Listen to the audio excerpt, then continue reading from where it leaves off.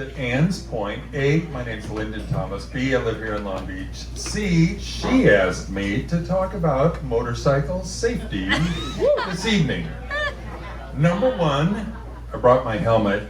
So it really helps if you put as many skulls on your helmet as possible, because from a safety standpoint, that's really what you need, is some good skull and crossbones. And then you need your cool bracelets. So this is a biker buddy safety bracelet from leather, and it lets the other bikers know that I'm a cool biker dude and that they should be supportive. This one, however, is a Swiftie friendship bracelet.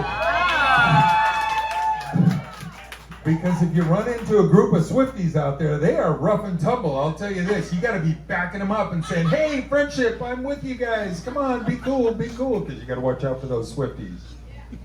And then finally, let me find my next safety item. You got to have your switchblade. So if you don't have your switchblade, you're not ready for it. And if this switchblade doesn't work enough, oh god damn, over the backwards. You got to go for the big boys. So this is the one for true safety out there. You got to have your switchblades ready. So you got to have your bracelets, your helmet, your crash helmet with all the cool stickers on it, and your switchblades. Okay, having said that, Ann told me to tell you guys then a story as to how this all came about. Back in the late 70s, my roommate and I at the time decided to sell all our earthly possessions, which was probably a record player and a clock radio, and hitchhike across the United States. And we did. We took off and we worked our way up from California up to Oregon and Washington, working our way all the way around. Just so everybody's clear, it sounds glamorous, hitchhiking, but you end up spending quite a lot of time, possibly hours at a time, sitting by the roadside waiting for a lift. So it's not as glamorous as it sounds. But whatever, we took off, we did it. So we're going through the summer, and now it comes time. It's late fall, it's going into winter, we're up in the Rocky Mountains, and now it starts snowing. And we're like, F this, I am no longer hitchhiking, we need to do something. So we found jobs at a ski resort. Great. Crashed at a friend's pad, and we worked at the ski resort for the winter, and we stacked up some money. Great. Now spring rolls around, we're walking down the street, and I said to my buddy John, I'm like, I do not want to go back to hitchhiking again. That was just not, I don't want to do it. There were 2 used motorcycles for sale right there. He said, let's buy motorcycles. And I said, yeah, let's buy motorcycles. Okay, we didn't even have licenses or whatever. We just paid the guys cash, grabbed some helmets, took off, and I thought, this is going to be great. We can now go wherever we want, whenever we want, and at any pace we want. It's awesome. Take off on the very first day, riding north up through Colorado.